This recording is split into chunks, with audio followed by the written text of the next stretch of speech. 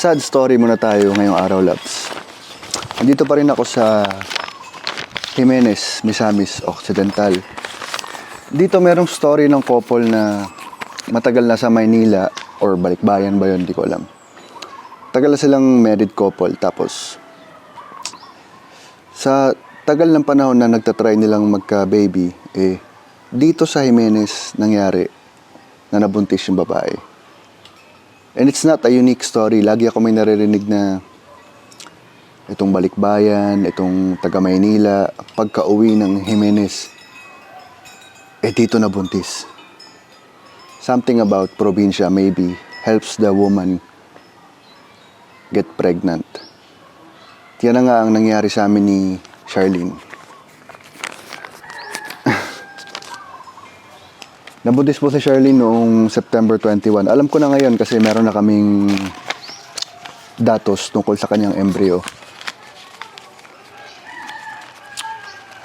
I was very excited to announce sa inyo, saka sa mga kaibigan, kasi alam kong matutuwa kayo para sa amin. Really, lato-lato, buhay pa lato-lato. Padaanin lang natin ito, naglalato-lato. Buhay pa lato-lato ah. Sana all buhay.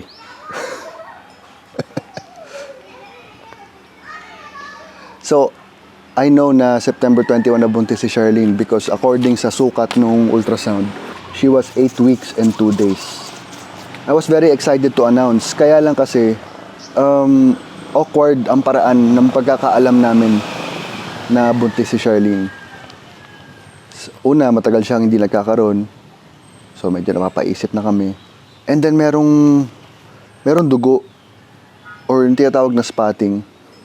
Very dark na paminsan-minsan pero hindi nagtutuloy sa yung normal na red ng babae.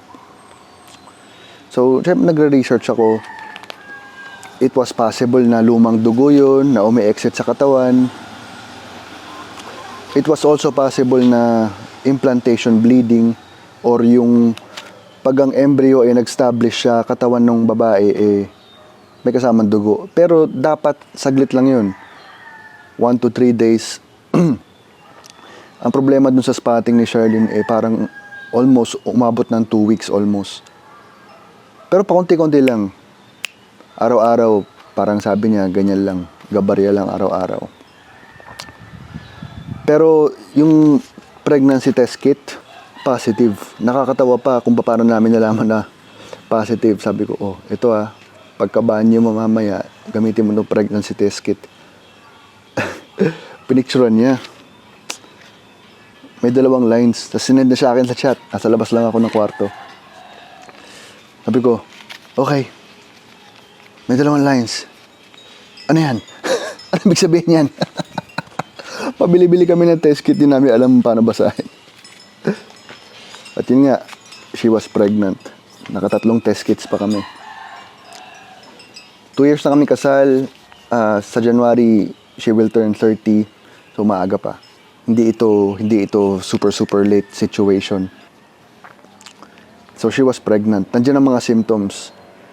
Yung kanyang breast parang teenager daw ulit, nakakailang daw. Meron siyang cravings.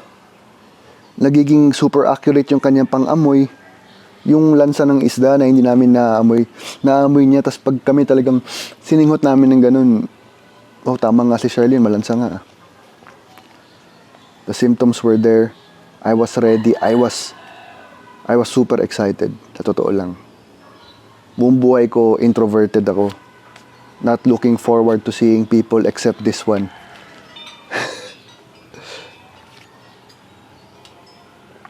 Excited nga ako sa halaman na nagbubulaklak. Tao pa kaya.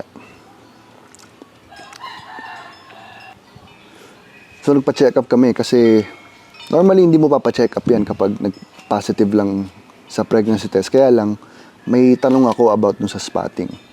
So, pumunta kami kay Doktora Tagalugin sa Osamis. She was worried kasi baka, ang tawag ng mga doktor dun threatened abortion. Kumbaga, nanganganib na ma-abort. So, binigyan kami ng reseta. We were very religious sa pag-inom-inom ni Charlene ng mga reseta. Ultimo yung gatas, Enfamama. may natapos akong basketball court sa likod, bawal siya maglaro. Tapos hindi na siya nagkakaroon. Nawala na rin yung spotting. Wala na yung spotting, hindi siya nagkakaroon. Talagang buntis na. So, after nung unang bisita namin sa doktora, scheduled kami na bumalik 3 weeks later. Kasi sabi ni doktora, by 8 weeks, malinaw, makikita mo na sa ultrasound your heartbeat. 5 weeks pa lang dapat sa pagbubuntis, kapag ginamitan ng transvaginal ultrasound, may makikita na. So, 8 weeks si Charlene, ultrasound siya. I forgot the name, pero yung normal na pelvic ultrasound lang. Yung una, walang nakita yung doktor. Before ultrasound, pinapainom pa siya ng tubig. Sabi ni doktor, wala siya makita. Sabi niya, iihi mo muna. After niyang mag-ihi, sila yung magta-transvaginal ultrasound. Doon sa transvaginal ultrasound, nakita na ang embryo. Kaya lang, yung embryo, walang heartbeat. Which was, sa aking pagkakaintindi, a definite sign na hindi buhay yung baby na dinadala namin. So, in other words, aborted. In other words, nakunan.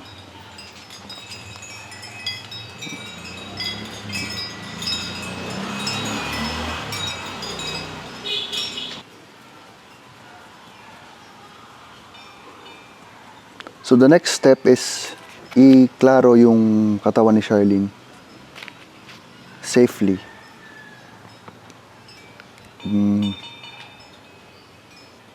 Tapos na kami umiyak. Ako, naiyak ako kasi sobrang excited na. Very exciting palang mag-expect ng anak. Gusto ko makita ko nung kalalabasan ng bata na kasama ang parents 24/7. May pangalan na nga kami in case boy o girl. Siyempre, yung nanay umiyak din. Charlene. Nung una, ako yung mas wasak. Kaya lang, nung parang sisimulan na niya yung kanyang medication para sa pampa-exit nung embryo, parang doon na siya nawasak. Parang nahirapan siya. So, yun lang. I think you should know kasi I'm sure madami sa inyo nag-expect na kasi kasal na kami. Tsaka siguradong ikatutuwa sana ninyo kung nagkaroon. Pero this also explains why the patterns of uploads are acting weird lately kasi okay naman si Charlene, okay naman siya physically. Hindi siya mukhang may sakit or ano. Yun lang. Balita-balita lang. Ultrasound.